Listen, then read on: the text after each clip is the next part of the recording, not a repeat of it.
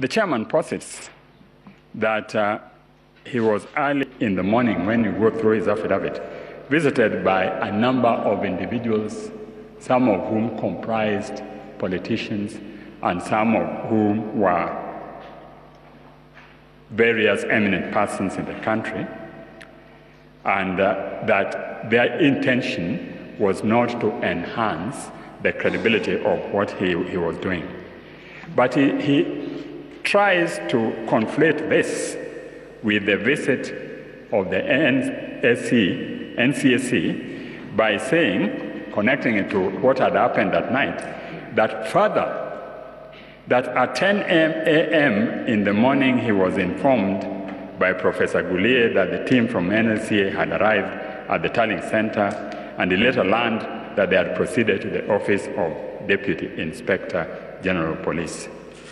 Nothing could have been true than the fact that he was rang by Mr. Kinyua, who told him that because of security concern and tension which was arising in the country, arising out of non-transmission, and of course we have had an example on this in previous election, he was sending a team to go and visit him and discuss the issue of security. That notwithstanding, the chairman pretends that this was an issue which he only came to know when he was informed by Professor Goulier. But immediately thereafter, he concedes that he was rang by Mr. Kinyua, but pretends that the call was by Mr. Kinyua to tell him that the team was coming to discuss the succession procedure, which is a matter which, to his knowledge, neither him nor NCSC are involved. The chairman then adopts confess and avoid posture to discredit the mission by conceding that Kinyua indeed called him, but to discuss assumption of office. We know that assumption of office is a process which is statutory, and members of that office had been appointed and are known and are not members of NSAC or persons who went to see him.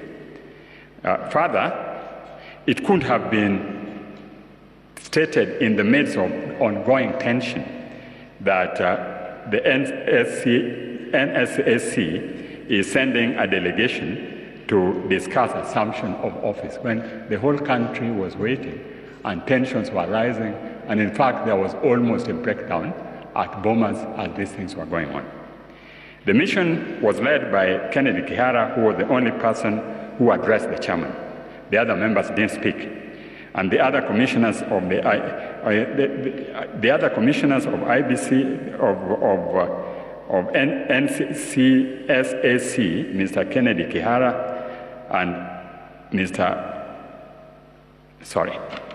the mission was led by Kennedy Kihara, who was the only person who addressed the chairman, and the other commissioners of IBC. Mr. Kennedy Kihara, in his affidavit sworn on 28 February 2022, equally confirms that his whole presentation was to express the need to expedite the process of declaring the results and ensuring transparency in order to avert public anxiety. But the attitude of the chairman is exhibited by the contempt by which he treated this team. They were not met when they came. They managed to find where to wait, but they were kept waiting for 4 hours. Members of a security team in the midst of an election where tension was rising. Having led them, the chairman claims that Mr. Kihara proceeded to caution him, among others, that if IEBC declared the results with Honorable Ruto as the president-elect, chaos will erupt, and that the blood of dead Kenyans will be in their hands. But at this time, they were meeting not in the presence of Mr. Kihara and the chairman. They were all contingent of commissioners and the team from the security who comprised 4 other people. And he is trying to allege that a top executive of government would have gone and made this declaration in the presence of all these people. This claim is, of course, denied. Mr. Kenywa, as you know, is a top civil servant, is a top professional, and we all know that in civil service, discretion is the promise of valor. I mean, in fact, they're so discreet that even in normal thing, they would not dare have the public know it. Curiously, the chairman reported the events which unfolded at the Tallying Center on 15th August to the police, and they filed both an OB and also made a statement. There was no mention at all of this heinous act. There's also not any mention of the visit in any of the numerous statements the chairman made.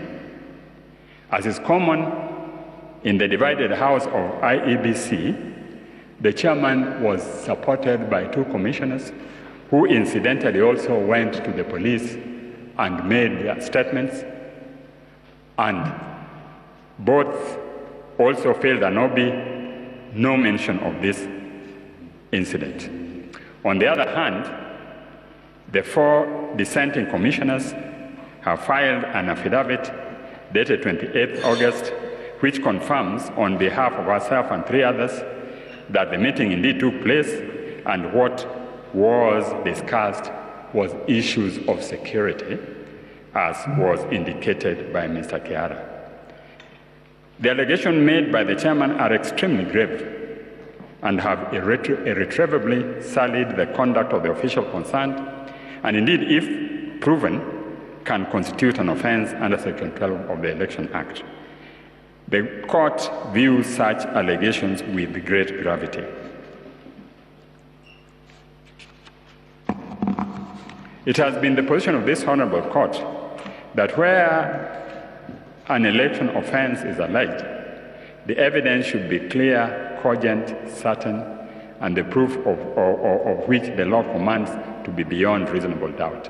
It cannot be based on allegation on one side, on a team which is known to be divided, each part supporting its position, and on allegations of the chairman without any further proof when he had had an opportunity to indicate what happened and failed to do so.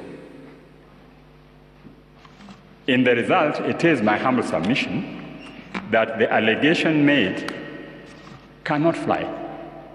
All the chairman is doing is selling the character of other people to augment his claim for higher principle and integrity. And at the end of it, nothing comes out of the allegation. Indeed, after that, they proceeded, considered the results which were not ready as at the time this team was there, and announced the result he wanted to announce. Suffice is to say that this team, having met them and being satisfied that the results were being declared, made a statement to the whole country telling them to keep in peace and that all things were okay. And you will find that statement made on 16th in the affidavit of Mr. Kenywa.